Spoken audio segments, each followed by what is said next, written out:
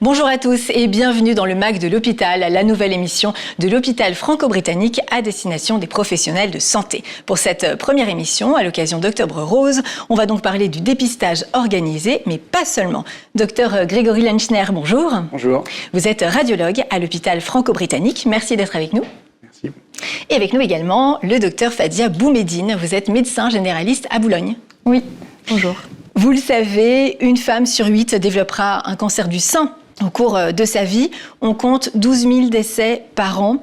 Est-ce qu'on peut espérer que ce chiffre baisse grâce au dépistage ? Oui, si toutes les femmes se font dépister correctement, évidemment, ce chiffre va baisser. Ce qu'on recherche surtout, c'est qu'il y ait une baisse de la morbidité et de la mortalité en dépistant les femmes le plus tôt possible, du coup, en repérant des cancers quand ils sont tout petits, le plus petit possible, 2, 3 mm, 4 mm, parce que ça permet de faire un traitement beaucoup plus rapide et beaucoup plus efficace.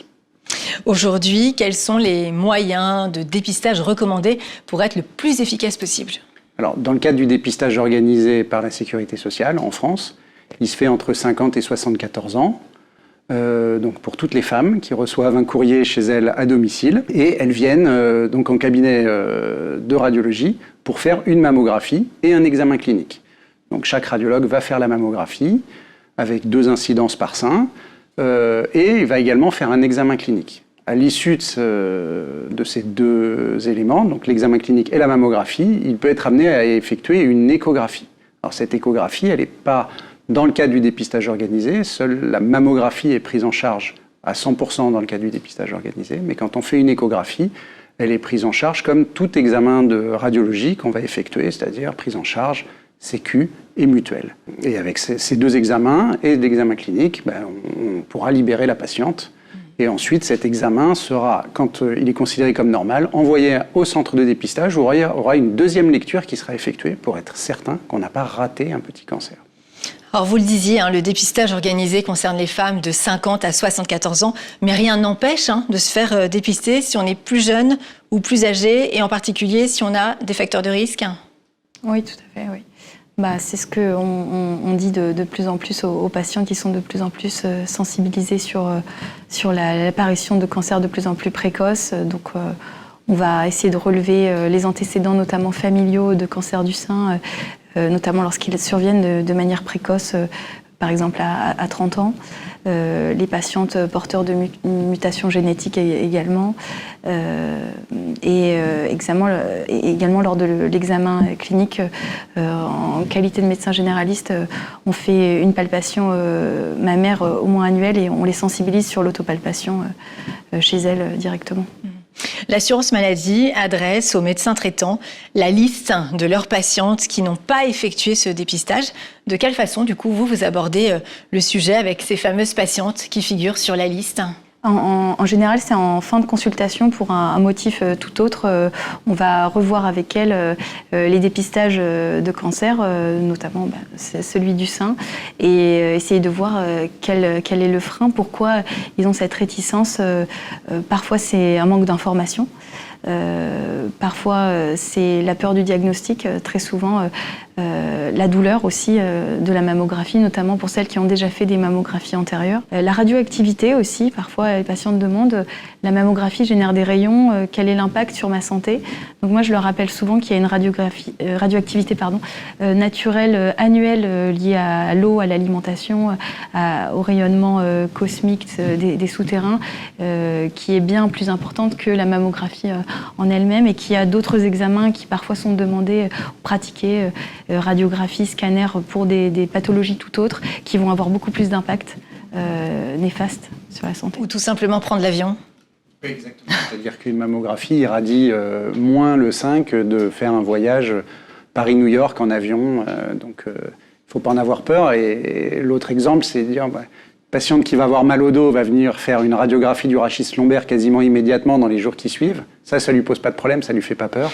En revanche, un examen de dépistage qui peut lui sauver la vie, parce que si éventuellement elle a un cancer du sein, ça, elle va le refuser de le faire par peur des rayons, alors qu'il y a beaucoup plus de rayons pour une radiographie du rachis lombaire que pour une mammographie. Bon, après, il ne faut pas en abuser. Je parle pour les hypocondriaques. Évidemment, il ne faut pas en abuser. Il ne faut pas en faire toutes les semaines non plus. Non, il ne faut pas en faire toutes les semaines. D'ailleurs, c'est recommandé. On ne doit pas en faire...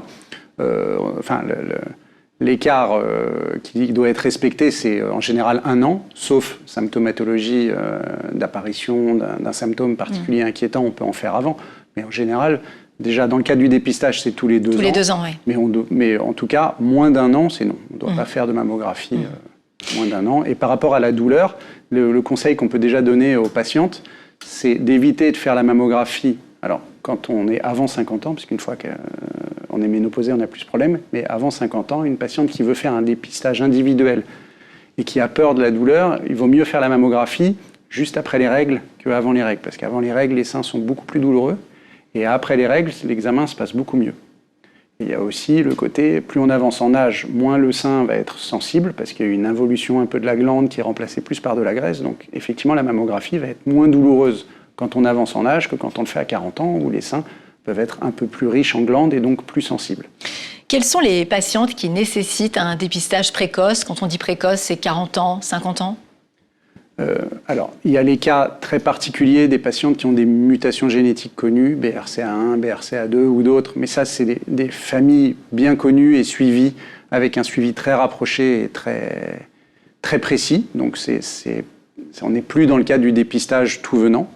Maintenant, le dépistage organisé en France, c'est 50-74 ans. Évidemment, on peut commencer avant, faire un dépistage individuel prescrit par son médecin généraliste, son gynécologue, qui va demander à faire une mammographie, plus ou moins échographie. Alors, plus on est jeune, plus on va avoir tendance à faire une échographie, parce que justement, pour ce problème de glande mammaire plus dense à la mammographie, donc on va compléter avec une écho. Et là, en général, oui, on peut commencer à partir de 40 ans. Avant 40 ans, on évite de faire des mammographies, c'est pas recommandé.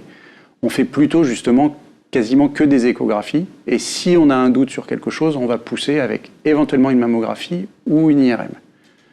Voilà. Après, il y a les conditions préopératoires d'une patiente qui veut faire une chirurgie esthétique. On peut être amené à faire une mammographie, mais là, c'est très ponctuel. C'est pas un dépistage qu'on va faire tous les 2 ans. Ça va être vraiment un examen ponctuel avant une chirurgie.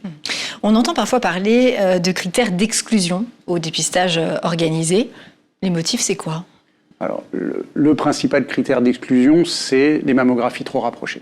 Voilà, c'est principalement ça, c'est-à-dire que patiente qui vient avec un courrier de la sécurité sociale, pour dire je veux faire ma mammographie, et elle a fait sa mammographie précédente 6 ou 8 mois avant, on ne va pas pouvoir lui faire sa mammographie tout de suite, on va lui dire de revenir dans quelques mois, parce qu'il faut qu'il y ait au moins ce délai d'1 an.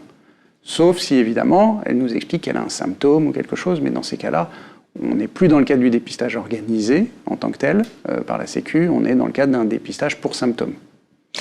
Quelle est la place des tests génétiques dans le dépistage ? Alors, il y a la population mutée très connue BRCA1, BRCA2, mais ça, c'est pas dans le cadre du dépistage.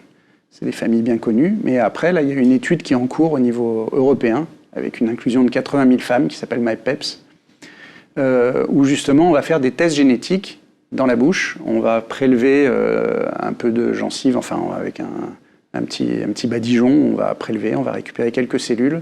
Elles vont être analysées. Et il y a différents gènes qui sont testés, qui sont moins connus que les gènes mutés classiques, et qui vont permettre de classer les femmes qui seraient plus ou moins à risque de développer un cancer du sein. Donc les femmes qui sont très peu à risque, du coup, on est en train de voir si on ne peut pas leur faire une mammographie tous les 5 ans, et pas une mammographie tous les 2 ans. Ça permettrait d'espacer les mammographies. Et celles qui sont plus à risque, il y en a qui feront tous les 2 ans, il y en a qui vont faire tous les ans, il y en a qui vont faire tous les ans avec en plus une IRM. Donc voilà, il y a 4 catégories de patientes qui vont être dégagées et ça va permettre à l'avenir, on attend les résultats de l'étude parce qu'on va les suivre un petit peu pour être sûr qu'on n'a pas raté des lésions.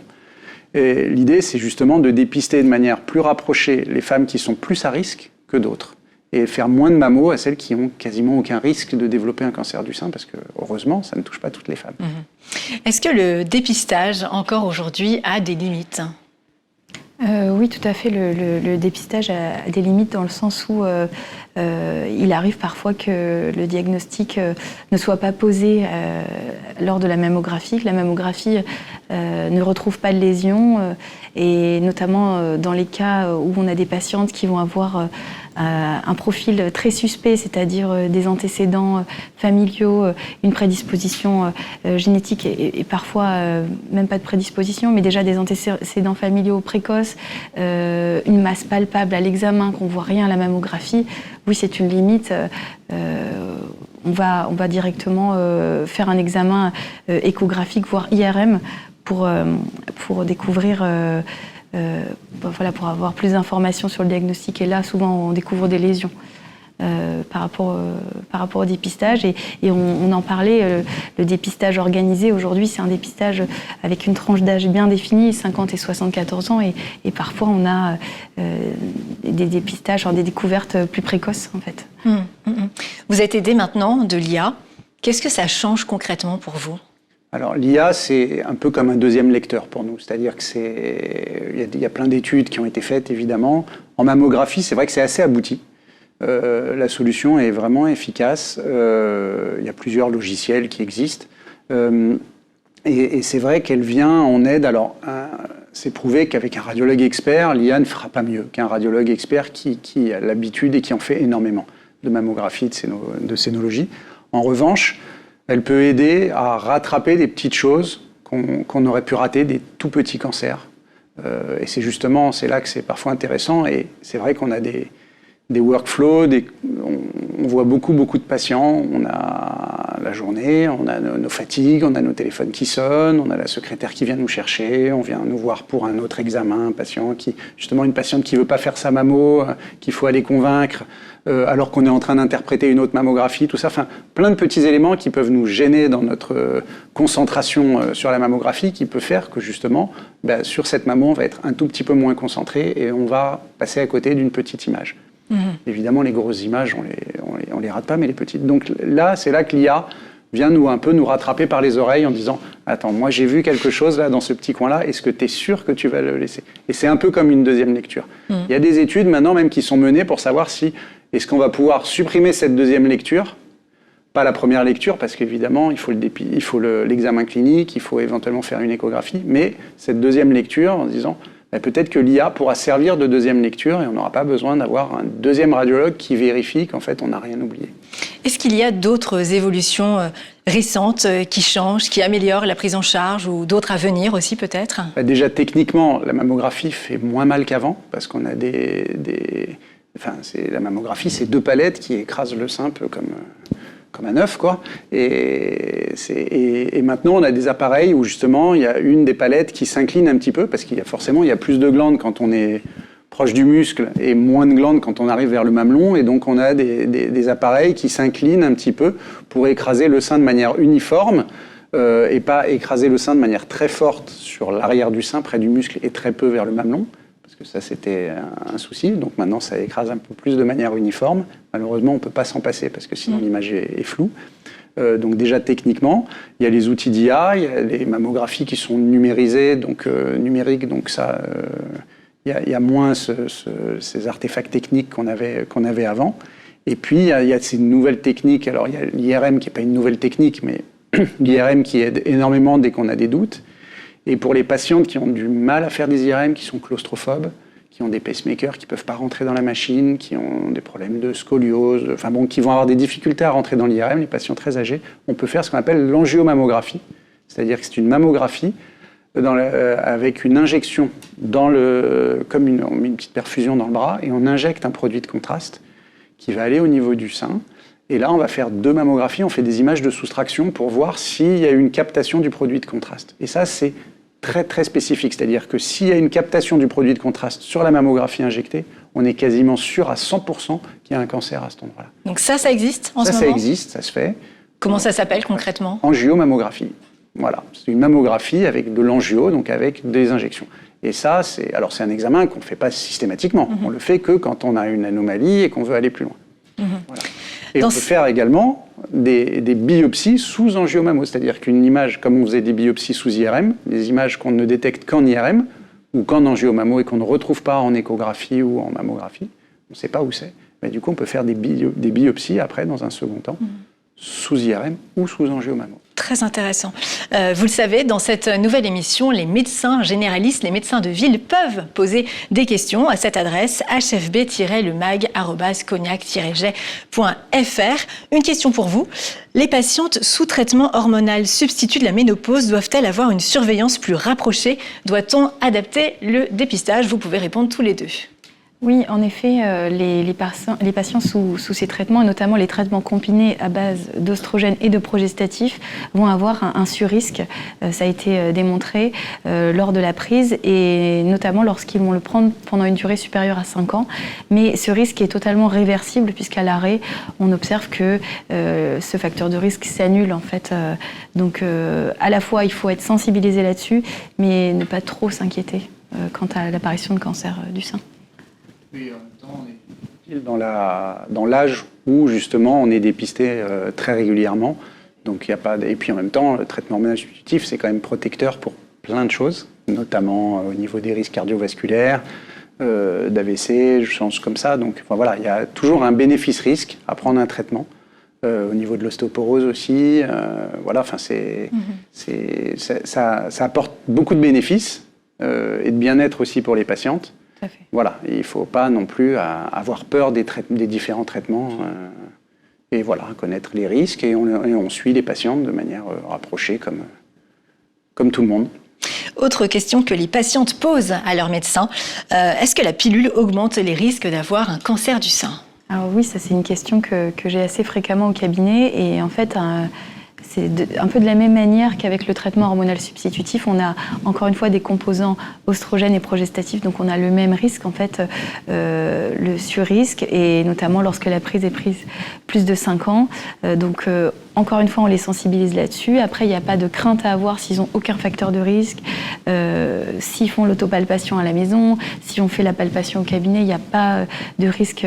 En effet, il faut toujours voir, c'est une balance bénéfice-risque en fait. Donc la contraception, il y a aussi plein de choses bénéfiques que ça apporte. Donc voilà, on en parle, mais il faut toujours accompagner son patient. Enfin, nous, c'est ce qu'on essaye de faire au cabinet au maximum.